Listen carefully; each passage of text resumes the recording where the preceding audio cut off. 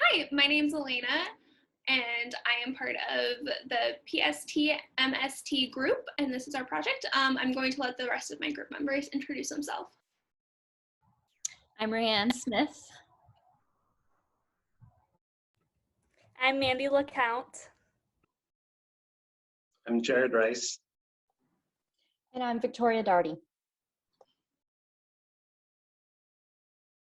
All right, so this slide is talking about our background in supporting literatures. Jared and Veronica Victoria, I'm so sorry, are going to be discussing some of these studies in the next few slides. Thank you. Okay, so this is one of the first background articles that we found that kind of covered this topic or similar topics. So in this study, researchers used a cell phone to prompt a kindergarten student to self-monitor off-task or disruptive behavior. Their student was a 6-year-old male in just a general gen ed classroom. He engaged in disruptive and just off-task behaviors during his independent work times. So they wanted to know if they could decrease off-task behavior with this self-monitoring tool on the cell phone. They used a simple withdrawal design. Basically, they just took during baseline and withdrawal phases, they just observed the client doing his independent work as he typically would. And during intervention, they had a phone that had a timer that would go off. And whenever the timer went off, the student would circle a picture of a dog on a worksheet, marking if he was on or off task. And the next slide will actually show you their results. And as we can see, just based off of the visual analysis here, this intervention was actually quite successful for him simply because once self-monitoring was implemented, his off-task behaviors decreased fairly significantly from his baseline mean being 60% down to 4% during the second intervention. Now, the next article that we found covered or looked at the effects of self-monitoring of academic performance with students that had learning disabilities and ADHD and other learning disabilities, sorry. They wanted to know if self-monitoring could improve academic performance in students with ADHD or other learning disabilities, first of all. And they specifically wanted to know if it would help in areas of mathematics, reading comprehension, and written expression. They had 3 male students. They all 3 had been diagnosed with ADD, ADHD, and just had overall just difficulties attending in the classroom. And they all also had a history of just not performing great in the classroom. During their study, they used a multiple baseline design across all 3 of the academic areas. They taught each of these 3 students how to monitor and graph their academic performance, and then the teacher would record on-task behavior. So the students would complete independent work for 10 to 15 minutes and then break off into groups and then check their work, and then they would graph their percentage of completed items and how accurate those items were, and then they would graph them on their progress graphs. And this next slide will show you the results for that study. As you can see, it looks really busy, but you can tell just off of the increases in each of the areas of written expression, math, and reading comprehension. Each student,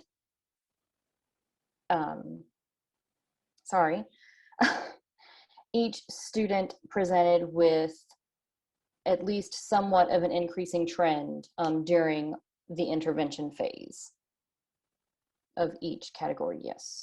Yes, they all had an increasing trend. And the next study that we have,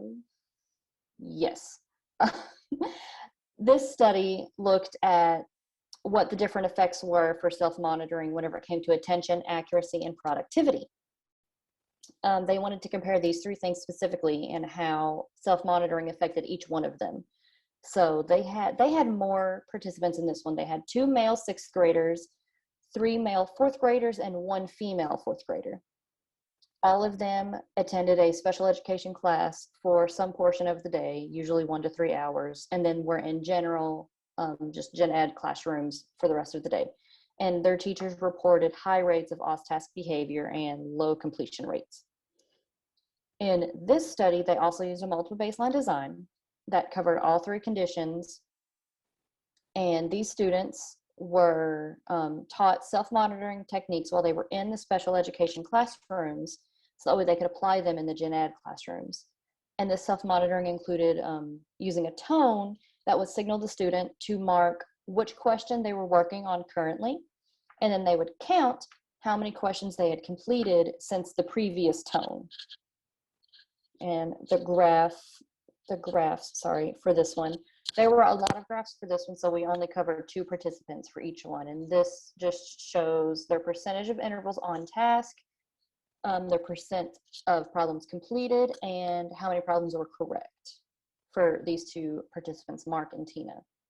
And as you can see, even though like this one is very busy, both of these students still presented with an increasing trend in change that moved this behavior in a positive direction. So their attention, their accuracy, and their productivity all increased after this intervention.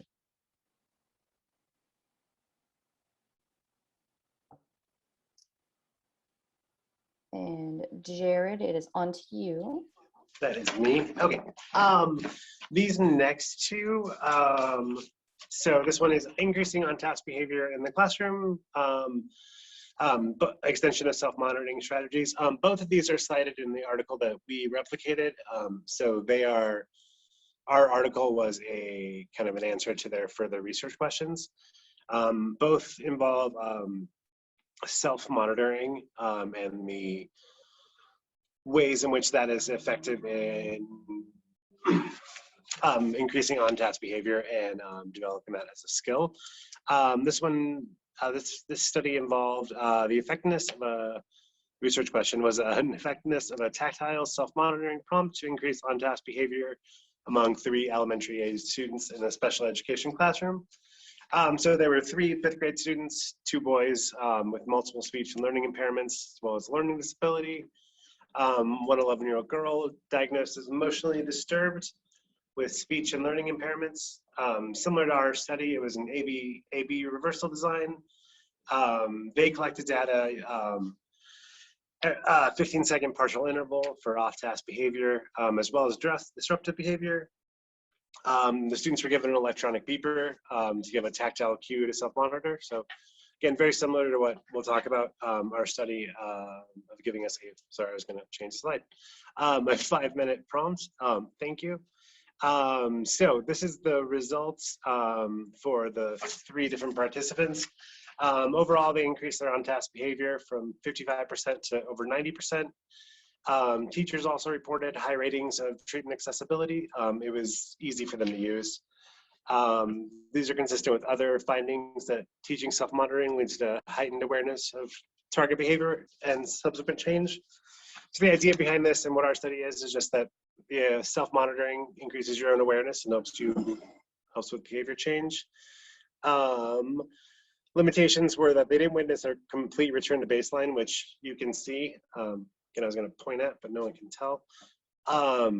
You can see that there's kind of an upward trend just for the same. They thought that was probably due to the fact that they're teaching a skill, so they're not unlearning it when the intervention is withdrawn. Only 1 observation phase was observed, though, so that was one big limitation. Yeah, so we can switch to the next one. Awesome. This next one is using a mobile handheld computer to teach a student with an emotional and behavioral disorder to self-monitor attention. So research question, can an 8-year-old male with an emotional and behavioral disorder be taught to self-monitor his on-task behavior during 1-hour reading period in a self-contained classroom using a handheld computer? 8-year-old male, 3rd grade, emotional behavior disorders, same as ours. There's an ABA withdrawal design, 30-second whole interval recording for this. Students were given a handheld computer that prompted them if they were on task every 15 minutes. So very, very similar to what we were doing. As you can see with the pictures on the bottom, I'm just going to jump to what the limitations are because they talked about students being excited to use a handheld computer. So I think anymore that they're kind of probably satiated on that's not a very good device. So the results were that on-task behavior increased from a mean of 64% during baseline to a mean of 98%. Both teacher and student reported ease of implementation. So you can see that there's a lot of variability during baseline, increasing trend about on-task behavior. So very similar to what we're going to talk about, and kids using a smartphone or an app to prompt. So yeah, I think that's it for those two. So I'm going to talk about the original study that we chose to replicate. The original study was conducted to assess the effectiveness of a technologically delivered self-monitoring intervention. The intervention itself targets improving on-task behavior while in academic settings. The specific setting of the original study, though, was a general education science classroom of the participants involved. As far as variables go for the original study, the percentage of time participants were displaying on-task behavior was identified as the primary dependent variable. However, the original study also included a generalization variable of disruptive behavior that competed with the on-task behavior. Duration recording was used to measure on-task behavior, while a frequency count was used for any disruptive behaviors that were present during the intervals. Duration, the independent variable in the study was the self-monitoring intervention that was utilized. It's an app called iConnect.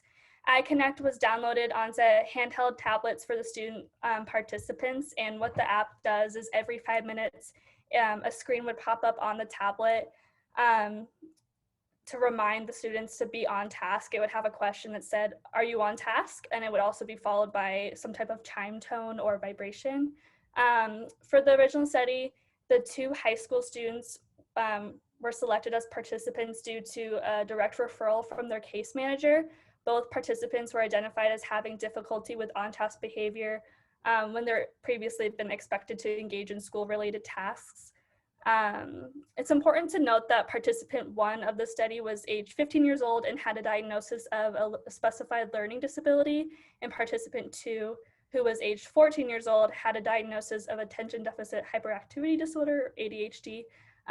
It was noted that student 2 did receive medication for their ADHD prior to and during the study. Researchers used an AB withdrawal design for this original study, and this was used to evaluate the effects of the iConnect app for on-task behaviors.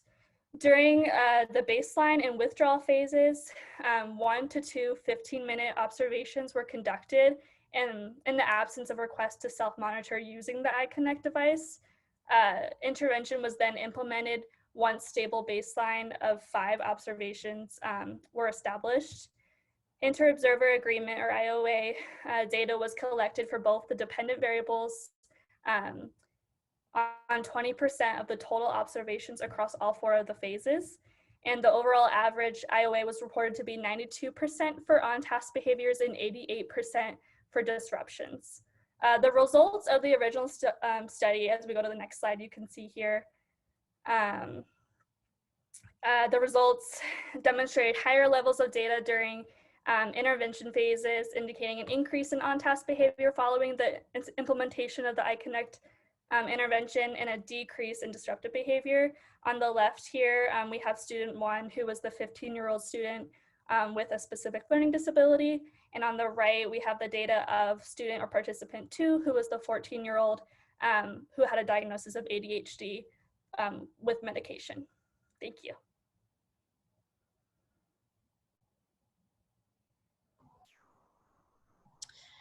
So I'm going to talk about the purpose of our study.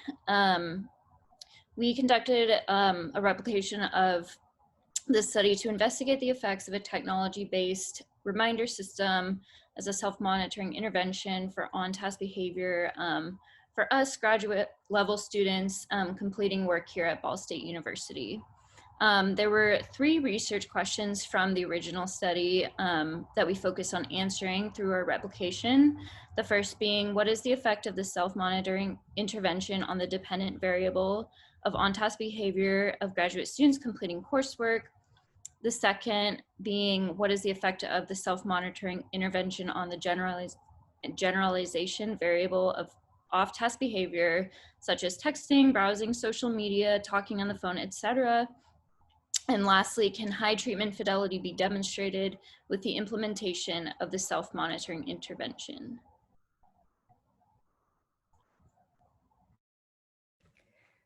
So for the materials needed for our study, a secure Wi-Fi connection and computer with access to coursework and materials was needed. However, in order to maintain academic integrity, our group agreed upon only completing and recording coursework that did not reveal specific answers to coursework, such as like quizzes or exams. A smartphone with access to download and use applications such as the iConnect app was needed as a material as well. The iConnect application itself, again, a self-monitoring tool that prompts users with textual cues and reminders on a time schedule. An example of this would be the screen would pop up saying, "Are you on task?" A screen recorder Google Chrome extension was used for the study, and this was just an extension downloaded from Google Chrome, and it recorded participants' personal laptop screens and browsers to indicate what exactly they were working on during the observation intervals. This feature would indicate if a participant were to exit out of coursework and begin to browse unrelated content such as Facebook, online shopping, those kinds of things. The extension would also assist in recording the participants in their natural environments as they work on coursework. The view consisted of the average view of the member space that could be achieved from a computer screen camera, such as how you see us here for our Zoom call. The extension itself also assisted in data collection and IOA monitoring by reviewing the recorded videos. So our videos were able to be recorded and saved and sent to other members for IOA data collection and further review.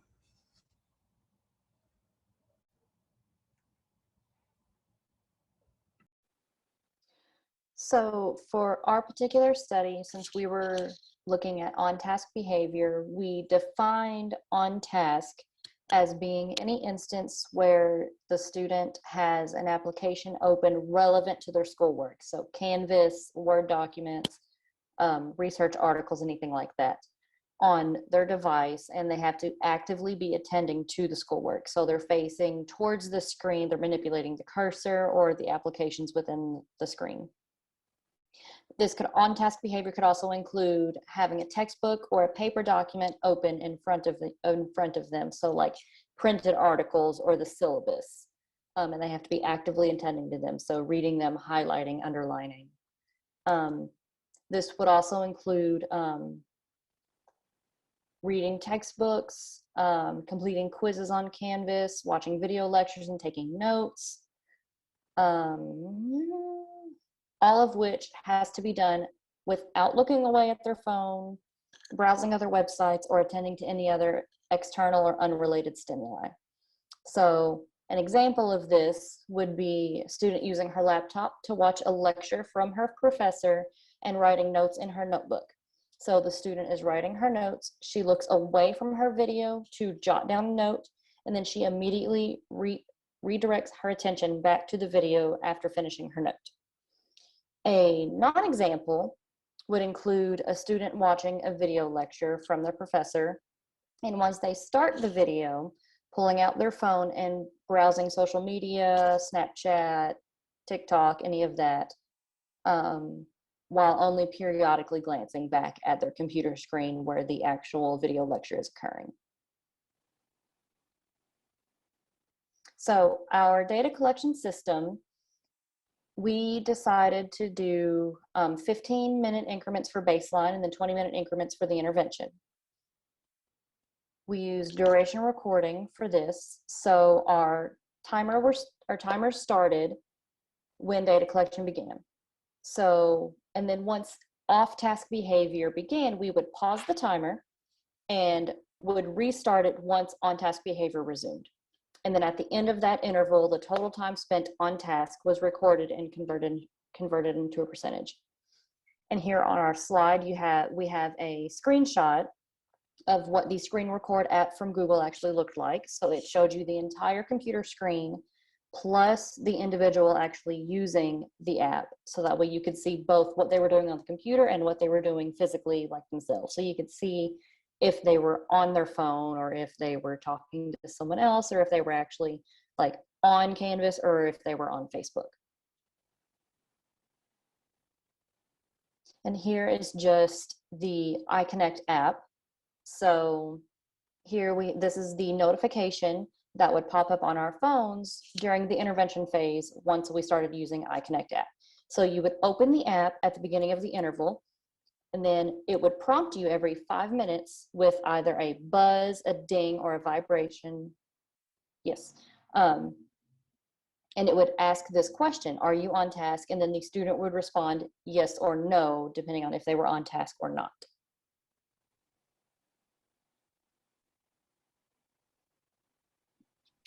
So when we started collecting our data, we obviously started in baseline. So I'm going to go over our baseline procedures. The participants set aside at least 15 minutes for 5 days to do homework, study, anything that consisted with that on-task behavior.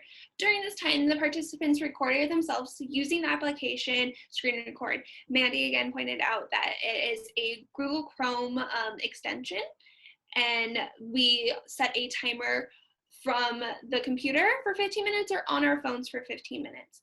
The participants recorded both themselves, like how you're seeing me, and their computer screens. They could use the screen recorder to record themselves or their phones, whichever one they preferred. Majority of us use the screen recorder. Excuse me, all of us use the screen recorder. And then once the timer went off, at the end of that 15 minutes, we ended the recording, and then, then we rewatched our videos and collected that data. So when we were collecting that data, we used, again, the stopwatch application on our phones to track the duration of our on-task behavior. So this, again, is anytime we are doing schoolwork, reading our textbooks, taking notes, and that is being seen on the recordings. And anytime we were doing anything off task, like answering your text message, for example, our stopwatch would stop until we started that on task behavior again. Our formula for calculating the duration of this on task behavior is as followed: the stopwatch time over the overall duration time times 100. So we got the percentage of our overall duration. So our intervention procedure was pretty similar to our baseline. We began that after about 5 days of baseline data or more, depending on when we achieved stability in the data. During the intervention, we recorded for 20 minutes of schoolwork across a minimum of 5 days. We used the same screen recorder Google Chrome extension, also setting a timer either on our computer or our phone for 20 minutes. We also self-recorded so that we could see our physical selves, either using the same screen recorder application, using the webcam on the laptop, or using the phone camera. Participants recorded their screen via the screen recorder application, and then in addition we used the iConnect application on our phone, and this was used to prompt on-task behavior. We set the app to a 5-minute fixed interval, so every 5 minutes it would have a little chime or vibration and pop up with the question, are you on task? And then you'd either respond yes or no, depending on whether you're on task or not. If the participant did not respond after 6 seconds, the app automatically began a new 5-minute interval. The participants use the stopwatch application on their phone to score on task behavior after recording and everything was done. So that basically looked like starting the stopwatch as soon as the recording started, and then pausing it anytime they engaged in any off-task behavior. Then as soon as the participant re-engaged in on-task behavior, the student would start the stopwatch again. And then, as Elena discussed, for calculating the percentage of on-task behavior, you just divide the stopwatch time by the total session time, which for the intervention procedure is 20 minutes, and then multiplying by 100.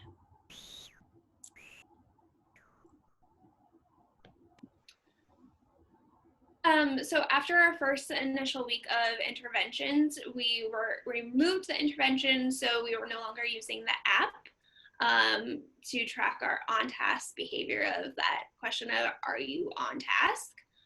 And then we went back to filming ourselves for that 15 minutes. And the same procedures that were used in baseline were reintroduced for our withdrawal procedures. And the same formula was also used.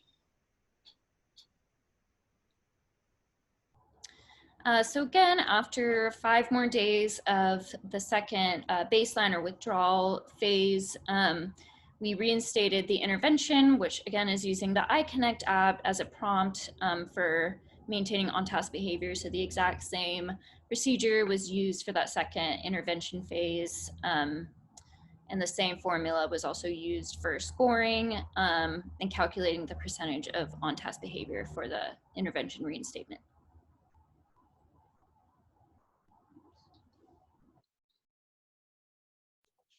Okay, so here's my data. I mean, we can look at the graph like soon. Let me move this so I can see my mean and everything. So my baseline mean was 81%, range is 61 to 86. Intervention mean was 77, range of 60 to 91. Withdrawal mean was 67 with range of 46 to 85.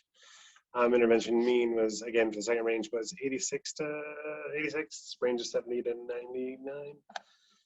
99. There we go. I pretty much just wandered a lot.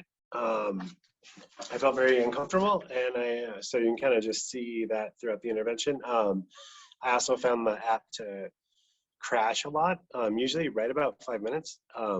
It would just close, and so, but you can definitely see where there definitely was it definitely was helpful. I was definitely more on task during the intervention phases than I wasn't. And certainly by the end, I was definitely far more on task. So there is, that. And yeah, we can move on to the next graph. Okay, so this is my data. As you can see on this table, my baseline mean was about 84.2, the range being from 80% to 89%. During the first intervention phase, my mean was 91.8, and the range was 75% to 98%. My withdrawal mean was 59.6, and the withdrawal range for me was 53% to 70%. And for the intervention reinstatement, my mean was 97.2, and the range for that phase was 95 to 100%. And my graph, as you can see here, I had a little bit more success with this intervention. During my baseline phase, I was on task, but not great. During both intervention phases, my on-task behavior was at almost 100 every time, minus the one outlier during the first intervention phase.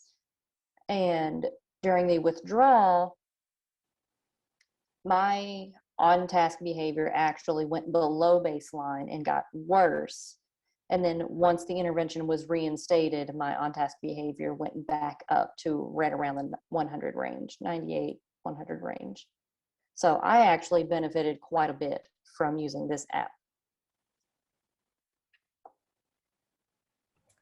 So this would be my data, again, and so this data shows the percentage of time that I was spent on task across 20 different sessions, different phases.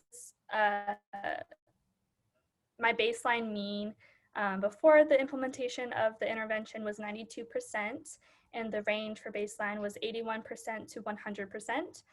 The intervention mean, so when I was using the iConnect app that tracked the on-task behavior, the mean was 83.4%, the range was 58% to 97%.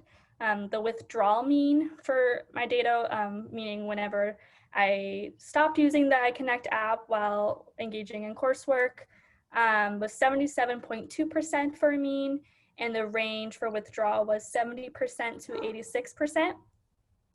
The intervention reinstatement mean, so when, again, I started using the iConnect app once again, was 95.2%, and the range was 90 to 100%. For my graph, I had relatively high on-task behavior in baseline before the implementation of the intervention. I did, for my first data point for the intervention, had kind of a high steep of a high magnitude for on-task behavior, went down a little bit for withdrawal, and then again was relatively had high levels of on-task behavior for the final intervention phase. So this is my data across all of the phases of our replication. During the baseline, my mean was 69% time on task. The baseline range was from 56 to 94%. During the initial iConnect intervention phase, my mean was 96% time on task. The range was 95 to 97%. During the withdrawal phase, my mean was 95% time on task. The range was from 90 to 97%. And then the final reinstatement of the iConnect app intervention mean was 95% time on task. And then my range was 86 to 100%. And then this is my graph. As you can see, there's a bit more variability in my data during the first baseline intervention.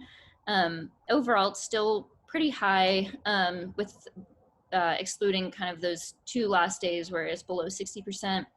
After that initial baseline phase, my percentage of time on task remained pretty stable across the remaining 3 phases, even during the withdrawal.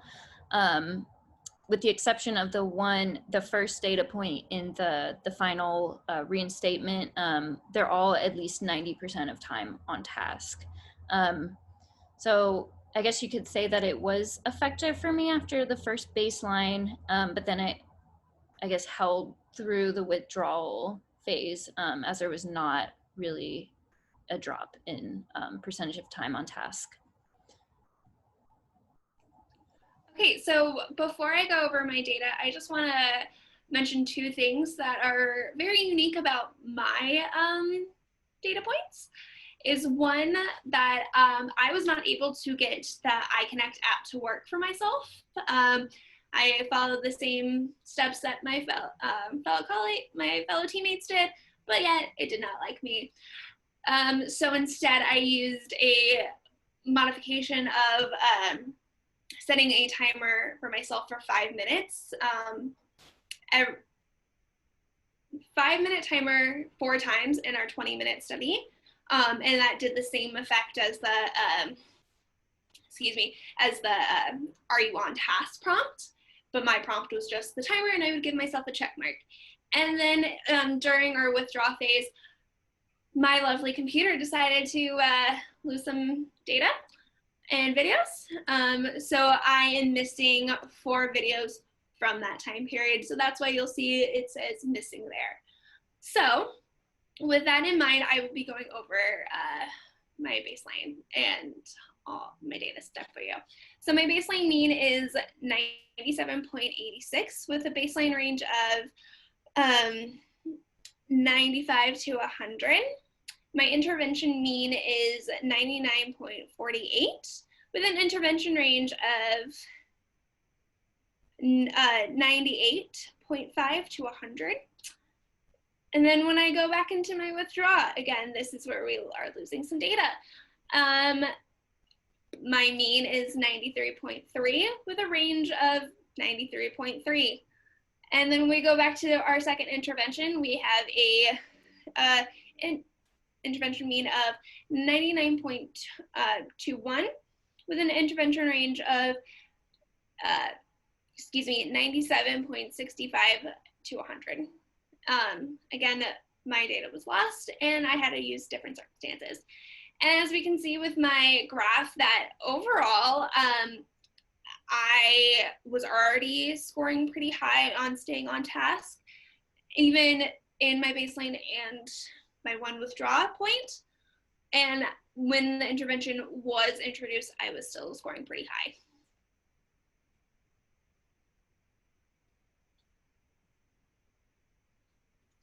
All right.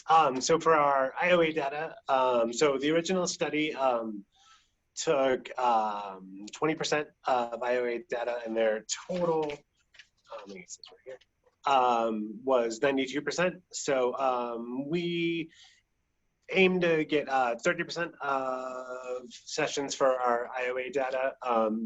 In practice, we got 27% of the sessions scored, and our IOA average, our mean was 94%.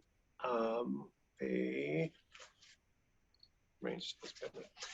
We determined this through total duration IOA. So we divided the smaller duration by the larger duration.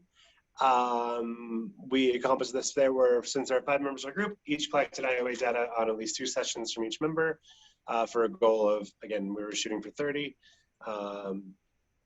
And we ended up at 27%. We already talked about the browser that we used to record, and therefore we were able to watch, and that's what we were able to send. The videos were across all phases to ensure accuracy across all of the conditions. We've described how we scored ourselves. The same data was used to score their time when you're scoring your teammates. Again, I talked about the formula: smaller duration divided by larger duration times 100.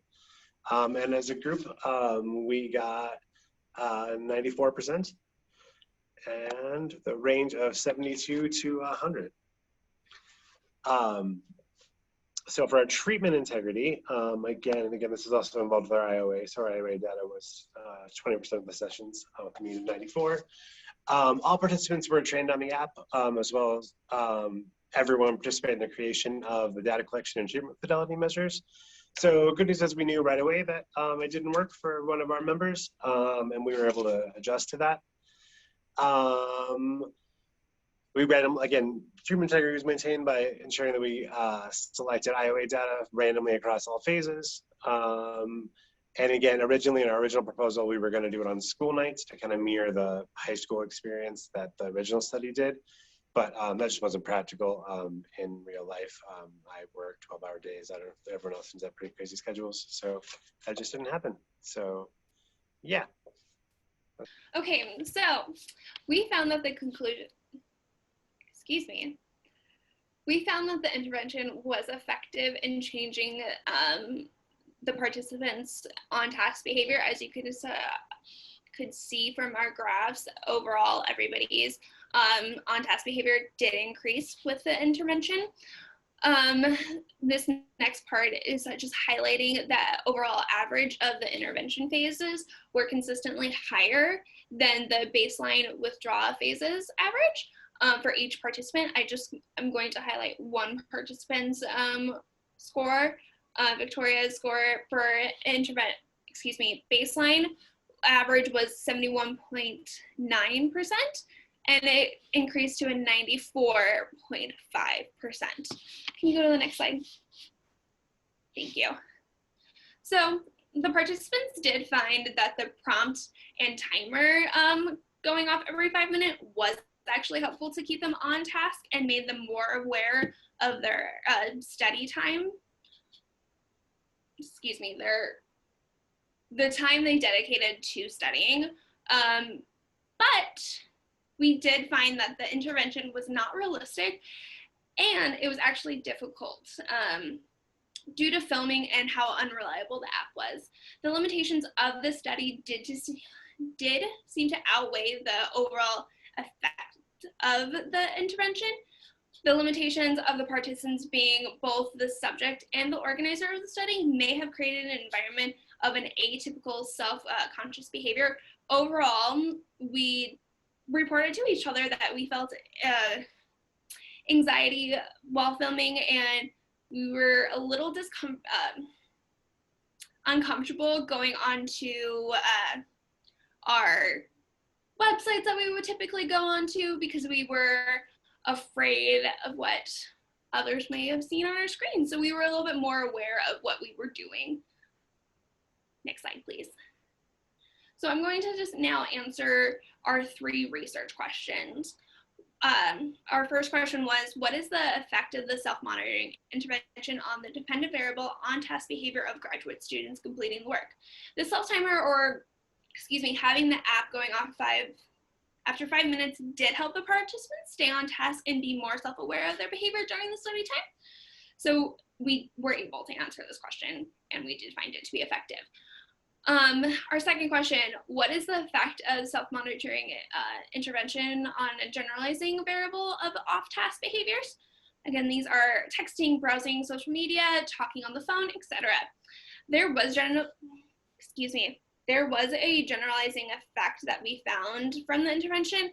The iConnect app blocked the use of outside apps, so the participants were not allowed to engage in off-task behaviors that would involve the use of their phone. And the self-recording also contributed to the participants not wanting to engage in normal off-task behaviors that they would typically do outside of these recordings. Again, I just talked about those, and we're going to talk more about those in our limitations. Can high treatment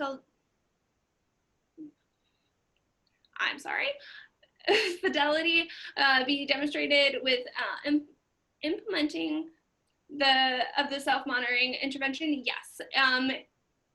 High treatment fidelity was demonstrated, and of our intervention, all participants were trained and modifications were agreed upon while also trying to match the original intervention as closely as possible. Again, I had to modify my intervention phase, and I still did the 5-minute timers to match them and set a check mark for when I was on task, when I was engaging on my on-task behavior.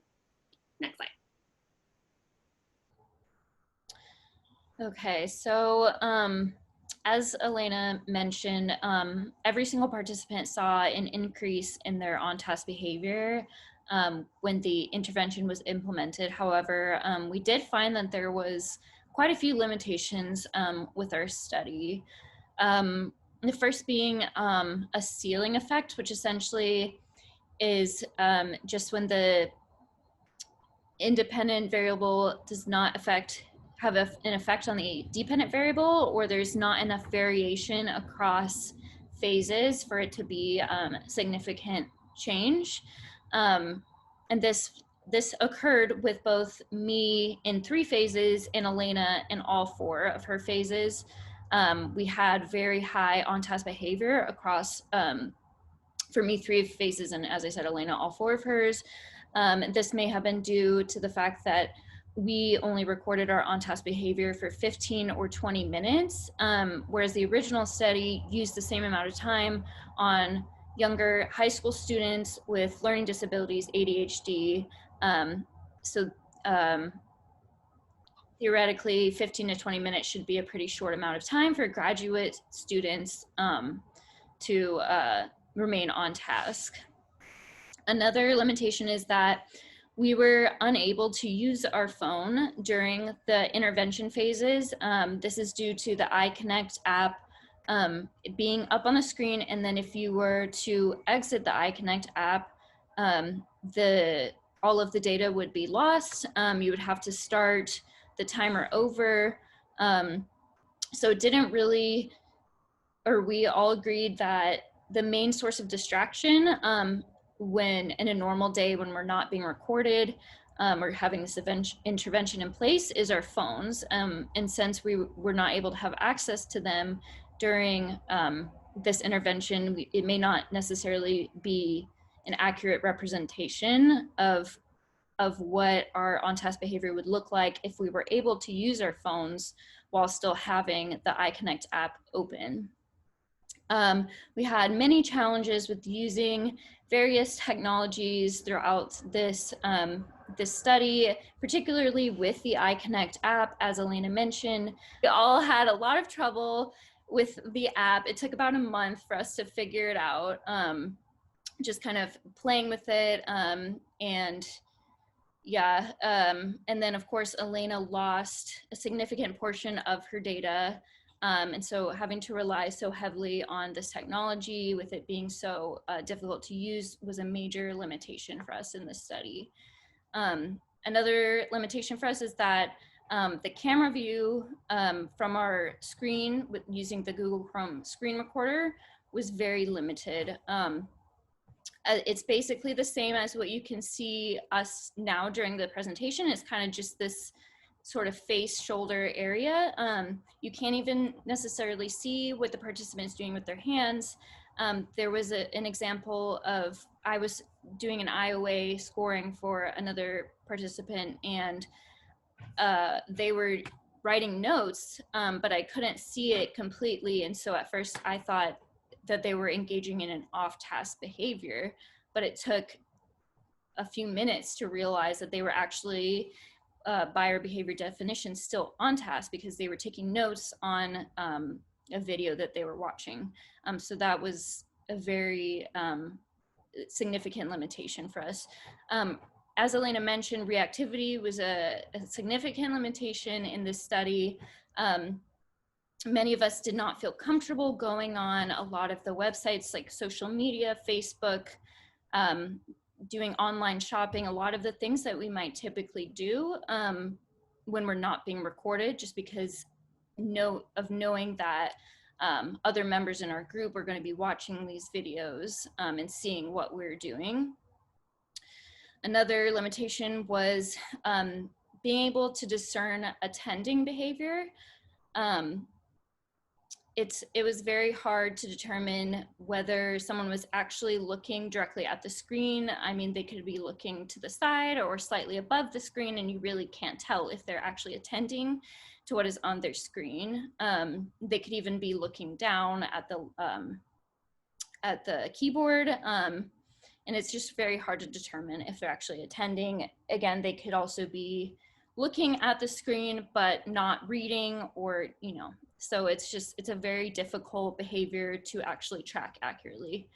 And then lastly, as I think Mandy mentioned, we had to restrict some of the work tasks that we would normally do. So things like tests and quizzes, we didn't record, just so that there's no plagiarism or cheating risks with this, but that is something that we would normally engage in when we're engaging in on-task behavior normally. Yeah. And then lastly, these are all of our references. And thank you everyone for watching our presentation.